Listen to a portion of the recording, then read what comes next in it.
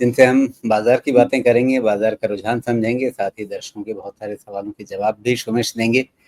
आज खास तौर पे दिन है दर्शकों के सवालों का ही, तो कोशिश करेंगे अधिक से अधिक जितने सवाल हों वो हम ले सकें। सुमेश, अगर सीज फायर के बाद का असर देखें तो निश्चित रूप से थोड़ा सा एक रिलीफ मिलता हुआ बाजार को दिखा है। हालांकि एक दिन पहले मतलब हुआ नहीं हुआ, हुआ नहीं हुआ, इस डोलड्रम में, इस असमंजस में बाजार था, क्योंकि एक बार झटके से काफी ऊपर चला, लेकिन उसके बाद फिर नीचे से मुनाफा वसूली भी आई जब खबरें इस तरह की आने लगी कि नहीं, ट्रम्प साहब ने सीज फायर बोला लेकिन न ईरान मान रहा है न इसराइल मान रहा है, दोनों अभी भी दनादन बारूद बरसा रहे हैं। लेकिन फिर अंततः सेटल हो गया। शायद ट्रम्प साहब को एक बार फिर से बात करनी पड़ी, लेकिन फिर आज के माहौल से लग रहा है कि बाजार ने मान लिया है कि हाँ, सीज फायर हो गया और टिक गया। क्या लगता है आपको? लगता तो ऐसा ही, और हो जाए तो अच्छा भी है। अल्टीमेटली देखिए राजू जी, असेसमेंट मेरा यही था कि कोई भी आज के तारीख में एक लंबा वॉर और नहीं कर पाएगा। मतलब वो टॉलरेट नहीं कर सकता, किसी की भी इकोनॉमी नहीं कर सकती। और मैं अभी तक तो इसी थियरी पे चल रहा हूँ आगे। दूसरी चीज़ मैंने एक पॉइंट और यूज़ किया था कि देखिए, जब ईगो पे आ जाती है ना, तो बाकी सारी थियरीज एक तरफ रह जाती हैं। तो ईगो वाली बात का कोई जवाब तो नहीं दिया जा सकता है। लेकिन अगर आप सारी इकोनॉमिक कंडीशंस उठा के देखें, चाहे वो इज़राइल हो या यूएस। यूएस देखिए, यूएस की इकोनॉमिक कंडीशंस तो तभी अच्छी होंगी जब तेल का प्राइस थोड़ा और बढ़ेगा, उनका शेल गैस चलेगा, और दूसरा जब लड़ाई होगी और उनके वेपन्स बिकेंगे। तो ये मान के चलिए, ये 2 चीज़ें होती रहेंगी, ये इंस्टेबिलिटी रहेगी। बट अगर यूएस को माइनस करके चला जाए फिलहाल, तो सारी इकोनॉमी इस तरह से पॉइज्ड हैं कि वो ग्रोथ पे ही फोकस करेंगी, इकोनॉमी पे फोकस करेंगी। और मुझे लगता है कि ये डिस्टर्बेंसेस के साथ जैसे हम जीते आ रहे हैं, 2022 से शुरू हो गया है, और वैसा ही ये चलेगा, आगे भी चलेगा। अनस्टेबल वर्ल्ड, लेकिन फिर भी हम साथ-साथ हैं, लड़ेंगे लेकिन फिर भी हम साथ-साथ हैं, ये चलेगा।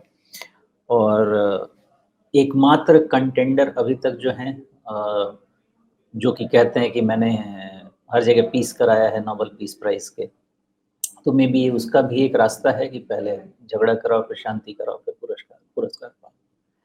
मैं यही एनालिसिस के साथ चल रहा हूँ। अल्टीमेटली इकोनॉमिक ग्रोथ सबका की फैक्टर है, ये सब चीज़ें आएँगी जाएँगी, फोकस ग्रोथ पे ही रहेगा। जी, फोकस ग्रोथ पे रखना होगा और बाकी सब बीच में टर्मोइल आते जाते रहेंगे।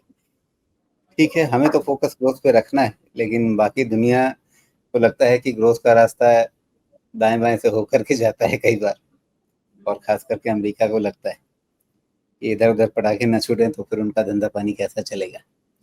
खैर, तो अब यहाँ से आगे की चाल कैसी रहने वाली है? अगला ट्रिगर क्या है? आप मुझे ज़िद्दी कह लें या जो कह लें, अभी भी मैं उसी ओपिनियन को मेंटेन करूँगा, ये फाइनेंशियल ईयर में नया हाई बनेगा। प्रॉब्लम्स हैं, रहेंगी, लेकिन हमारे पास कोई भी ऐसा इंडिकेटर नहीं है समझने के लिए कि नया हाई नहीं बनना चाहिए। अ, कितना बनेगा अपसाइड, ये एक सवाल ज़रूर है, उसका जवाब भी मैं दूँगा।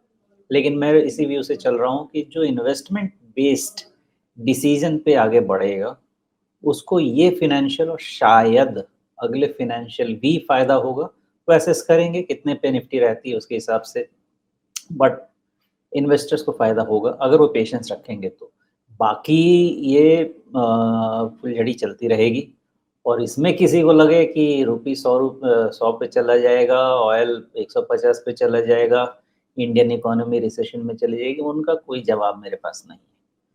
Stock market, equities, risk asset class है, लॉजिकल रिस्क लीजिए, लिवरेज मत कीजिए, इन्वेस्टेड रहिए, पैसा बनेगा। मैं इसी थियरी से चल रहा हूँ, मेरे सारे इन्वेस्टर्स को मैंने यही बना के रखा हुआ है। बिल्कुल। तो अब लेवल्स की यहाँ पे बात कर लेते हैं। निफ्टी के लिए, सेंसेक्स के लिए किस तरह के लेवल्स पे आपकी नज़र खास तौर पे अब रहने वाली है? निफ्टी के लिए अगर खास तौर पे बात करें तो इस हफ्ते अब क्या दिख रहा है? क्या यहाँ से आपको लग रहा है कि जो एक रेंज बना हुआ था उस रेंज से बाहर निकलने की तैयारी हो गई है, या अभी शायद नहीं? सेंसेक्स कह रहा है कि शायद तैयारी अभी नहीं हुई है, निफ्टी कह रहा है कि निकलने की कोशिश हो रही है। इसका जवाब मैं बैंक इंडेक्स से दूंगा। पहले निफ्टी एक चीज़ और कॉल आउट कर दे राजीव जी। एक जी। सवाल लोगों का तो ये भी हो ही जाना चाहिए अब मुझसे कि भाई इतना रट्टा मार रहे हो, नया हाई नया हाई नया हाई बनेगा, तो नया हाई 26,250 के ऊपर 26,300 भी तो होता है। तो ये भी बिल्कुल तो होता है। बात हो ही जाए कि नया हाई बने तो कितना मैथमेटिकली बने। मैथमेटिकली 100% करेक्ट बात है। हाँ, मेरा असेसमेंट ये चल रहा है राजीव जी कि निफ्टी का नया हाई बना तो anywhere in the range of 27,500 से 30,000 के रेंज में कहीं पे भी ये जो नया हाई के बाद वाला पुश है वो कल्मिनेट होगा। ये मैंने अपने नॉर्मली लिखता नहीं हूँ बहुत ज़्यादा, लेकिन मैंने अपने टेलीग्राम पे भी लोगों के लिए एक बार लिख के छोड़ दिया था। इस रेंज में करना क्या है वो ज़्यादा ज़रूरी है। तो देखिए, ये है कि जब 22,000 पे और 23,000 के रेंज में अगर आपका हिम्मत आपको नहीं हुआ, तो 27,500 के बाद किसी भी तरह का शेरदिल बनने की ज़रूरत नहीं है, ये चीज़ ध्यान रखें। और नहीं तो फिर हमारा बुधवार वाला शो हमेशा ऐसे ही हिट होता रहेगा क्योंकि आप कहीं न कहीं अटके रहेंगे। तो इस चीज़ का ध्यान रखें कि 27,500 के ऊपर कोई भी लेवल मिलता है, स्टॉक स्पेसिफिक अलग चीज़ होगा, बट इन जनरल आपकी स्ट्रैटेजी ये होनी चाहिए कि यू शुड बी लाइटर। वहाँ पे जाके बहुत ज़्यादा सीना तान के आगे नहीं जाना चाहिए। तो इस हिसाब से ही चलेंगे आगे। फिलहाल के जो आपके लेवल हैं ना राजीव जी, वैसे जी। कुछ खास नहीं है। मैं यही मान के चलता हूँ कि अब पहले जो 24,250 मैंने आई थिंक इस चीज़ को भी क्लियर कर दिया था कि अब 25,250 इसका कोई खास मतलब नहीं। ये मार्केट मोस्टली रेडी है ऑल टाइम हाई के लिए, बट अभी मुझे लगता है ये महीना नहीं। ये महीना में 25,500 के ऊपर सस्टेन होना मुझे थोड़ा-सा डाउटफुल लगता है। ब्लिप हो सकता है, वापस नीचे आ सकता है। स्ट्रक्चरली स्टडी करूँगा मैं और उसका डेटा 30 जून को ही कंप्लीट होगा। बट अगला महीना से चीज़ मतलब नेक्स्ट मंथ से चीज़ें अच्छी होनी चाहिए। अभी नीचे के लेवल को बस ध्यान रखें 24,500 के पहले कोई भी ज़्यादा डिसीज़न लेना ठीक नहीं है। क्यों नहीं है? बिकॉज़ ये जो ओवरनाइट डेवलपमेंट्स होते हैं ना, ये बहुत वोलेटाइल होते हैं और इसमें आपके विप्सा हो सकते हैं। कहने के लिए एक डिस्कशन किया जा सकता है कि भाई हम 20 डीएमए और ये सब लेके चल सकते हैं 25,000 पे, व्हिच इज़ एब्सोल्यूटली फाइन। आपका सेफ्टी वहीं से शुरू होना चाहिए, बट स्ट्रक्चरल इश्यू 24,500 के पहले नहीं है। जी। तो मतलब ये कि जब तक ये 24,500 का लेवल टूटता नहीं है, और अगर मैं पिन पॉइंट करूं तो आप शायद 13 जून की कैंडल पे नज़र रख रहे हैं, जिसका लो पॉइंट था 24,473। हाँ बिल्कुल। तो शायद आप इस पे नज़र रख रहे हैं, और उसको मोटा मोटी आपने 24,500 के आसपास लिया है शायद। नहीं, उसकी ज़रूरत नहीं पड़ेगी। रीज़न क्या है बताता हूँ। आपका ये जो डेटा है ना, right from start of May जो मई से डेटा आपका शुरू होगा और अभी तक जाएगा, ये आपको एक फ्लैट सपोर्ट लाके ये बोलेगा कि 25,000 के ऊपर नीचे मूवमेंट हो सकता है। लेकिन 24,500 के ऊपर नीचे मूवमेंट हो सकती है। लेकिन अगर इसके नीचे क्लोज़ मिले तो फिर आप उसको खराब मानें। नहीं तो ऊपर नीचे थोड़ा बहुत 100 पॉइंट ऊपर 100 पॉइंट नीचे ये होगा, व्हिच इज़ नॉट जी। Not a problem, not an issue. 24,500 के नीचे का क्लोज़ स्ट्रक्चरली आपको राउंडिंग टॉप में लाके छोड़ेगा, मेरा अंदाज़ा ये रहेगा।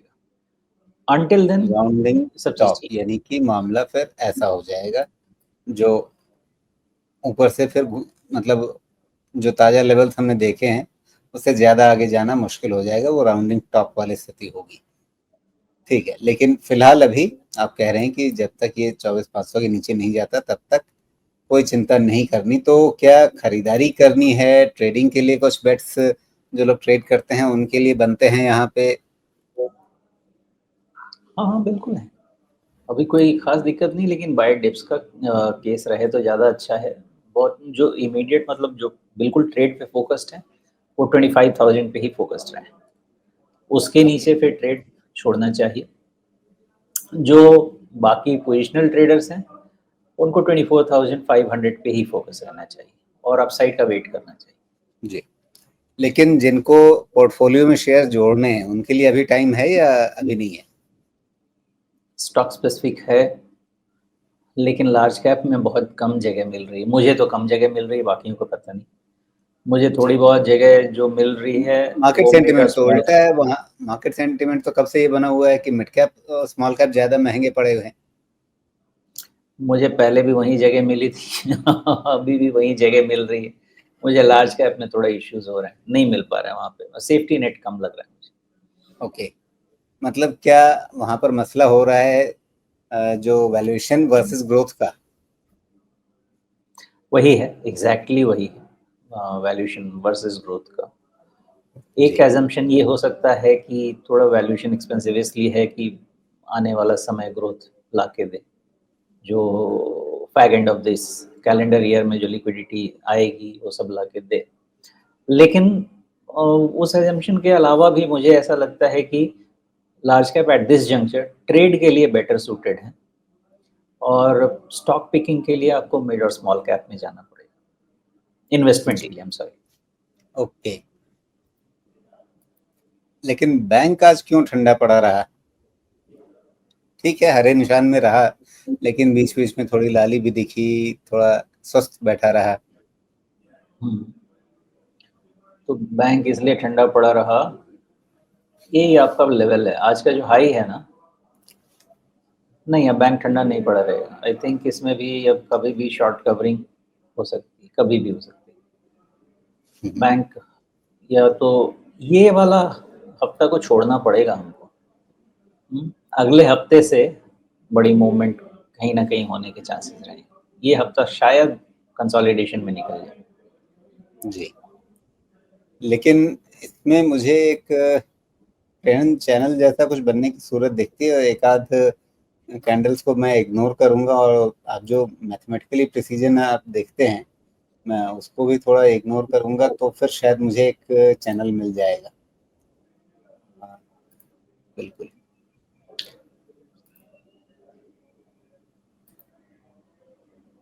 क्या इसको लेके चल सकते हैं? मैंने 2-3 कैंडल्स इसमें इग्नोर कर दी। चल सकते हैं, लेकिन कोई दिक्कत नहीं। लेकिन मुझे ऐसा लगता है कि 60,000 जो हम रट्टा मार के चल रहे हैं, जी, बहुत आस-पास ही। ओके। लेकिन 60,000 पे ये वाला चैनल ले जाएगा तो बहुत समय खर्च करेगा। मतलब फिर आपको ये कहाँ तक पहुँचाएगा? ये फिर आपको ले जाएगा 60,000 पे जाने के लिए आपको हाँ, ठीक है। सितंबर-अक्टूबर का कोई टाइम, दिवाली वगैरह का कोई टाइम एक्चुअली अगर सही क्या ये में कर लिक्विडिटी रहा है का टाइम फ्रेम कॉन्सेप्ट आपसे? देखा जाए, जी, अगर लिक्विडिटी का कॉन्स्ट्रक्ट देखा जाए जी, और ये माना जाए कि इंटरेस्ट रेट हमारे यहाँ तो कट हो ही चुका है, इसका भी और भी अगर जगह बनी तो मे बी 25 बेसिस पॉइंट की और आगे जगह बनी तो भगवान जाने। लेकिन ये अब बैंक इंडेक्स आपको 85,000 प्लस वाले जगह पे जा रहा है। अभी नहीं, उसका भी समय आएगा, लेकिन जी, 60,000 के पास जाए, वहाँ से करेक्शन कूल ऑफ हो, कंसोलिडेट करे और मे बी अगला फाइनेंशियल का जो रन है, वो शुरुआत करे 85,000 वाला। ये फाइनेंशियल में बहुत ज़्यादा एक्सपेक्टेशन शायद नहीं रखेंगे 60,000 के आसपास से और वो भी जो भी होना है अक्टूबर के आसपास तक हो जाना चाहिए। ओके। तो फिर तो इस ट्रेंड चैनल की टाइमलाइन मैच कर रही है आप जो कह रहे हैं उससे। देखते हैं राजीव जी, मतलब चैनल बोलेंगे तो एक मेरा फ़ेवरेट आपका ही चैनल है, यूट्यूब चैनल। बाकी ये टेक्निकल वाला चैनल पे मुझे ज़्यादा विश्वास नहीं होता है, ट्रेंड लाइन ज़्यादा ठीक लगता है। वो भी ओके, वैसे ये बुरा नहीं है, it is not bad, let me tell you, लेकिन इसका ब्रेकआउट भी तो हो सकता है। जी। हाँ, इसका ब्रेकआउट होगा तो फिर कोई बड़ी चीज़ होनी होगी, फिर वो 60 पे क्यों रुकेगा? रुकेगा। देखेंगे क्यों, उस समय जानने की कोशिश करेंगे। मैं मुझे 60 ऊपर तो चढ़ते चैनल से ऊपर की तरफ ब्रेकआउट होना ये बड़ी मुश्किल चीज़ लगती है, उसके लिए कोई बहुत बड़ा ट्रिगर चाहिए होता है और वो बड़ा नहीं, ट्रिगर आएगा तो फिर छोटी चाल क्यों होगी फिर? मान लीजिए 58,000 पे वो ब्रेकआउट हुआ तो 2000 पॉइंट पे क्यों रुकेगा फिर? नहीं रुकेगा। क्यों? आपका ये 48,000 से 60,000 जा रहा है। ये जी, बहुत लंबा है, इतना आसान नहीं है। कुछ रास्ते बैंक ने बहुत आसानी से तय कर लिए हैं। बिल्कुल, अ, खास करके इसलिए एप्रिल लग में। रहा है। हुँ, इसलिए रुकना चाहिए। अब है कि नहीं रुकेगा तो फिर खतरा, इस हाँ, चीज़ का तो तो इसीलिए तो सोच ही। मुझे ये थोड़ा हल्के स्लोप वाला चैनल जो है, वो थोड़ा ज़्यादा प्रैक्टिकल लग रहा है कि वो आपको आप अक्टूबर कह रहे हैं, अक्टूबर तक जाने के लिए मतलब इस ये चैनल तो आपको सितंबर मिड सितंबर में ही पहुँचा दे रहा है 60,000 पे। हो सकता है, हो सकता है। देखिए ये ग्रेडिएंट जो है ना, एक्चुअली ये अगर प्रॉपर सॉफ्टवेयर से एनालाइज़ किया जाए तो जितना आप टाइम फ्रेम बढ़ाएँगे ये ग्रेडिएंट उतना स्टीप होगा। लगेगा कि ऐसे ही ये चलते-चलते फ्रस्ट्रेट करते-करते 60,000 पहुँच जाएगा। ये चूँकि मुझे लगता है ये ऑनलाइन वाला जो है इस पे बहुत टाइम प्रोजेक्शन बहुत सही नहीं जाता है। हुँ, अम, चलिए आपने उसको बनाया है तो मुझे कुछ करना चाहिए, इधर भी देख ही लेते हैं। मेरा तो उतना छोटा में बनेगा नहीं अभी, लेकिन फिर भी ट्राई कर सकते हैं कि अगर एक बन जाए तो कहाँ तक जाता है। मेरा ट्रेंड चैनल ये टाइम के हिसाब से चलेगा। जी, ओके। और साथ में मैं हाँ, ये देख रहा हूँ कि पीछे से एक लाइन कौन-सी आ रही है, शायद आप ही ने पहले कभी खिंचवाई होगी या मैंने ही डाली होगी अपने हिसाब से। ये भी एक कोई लाइन चली आ रही है बहुत दूर से, 2020 से। मोटा-मोटी है, वो एग्ज़ैक्ट नहीं है। इसमें कुछ पॉइंट्स शायद ये बना हो क्लोजिंग के हिसाब से। हुँ। ये बहुत पुराना है जी, और ये हो सकता है ये ज़्यादा अच्छा काम भी करे। अ, जी। देखिए क्या होता है ना, तो आपका ये रोड देखिए पे ना वो डिवाइडर ऊपर होता है की ना। वो ट्रेंड लाइन भी आपकी सितंबर में ही आपको 60,000 पे पहुँचा रही है। हाँ, टाइमलाइन तो टाइम प्रोजेक्शन जो मैंने पहले किए हुए हैं, उससे लगता तो यही है कि सितंबर, अक्टूबर जो भी हो, यही जी, रेंज रहना चाहिए। ठीक है। ओके। तो 60,000 पॉइंट आज की तारीख में है 56.5 का, तो इस हिसाब से अब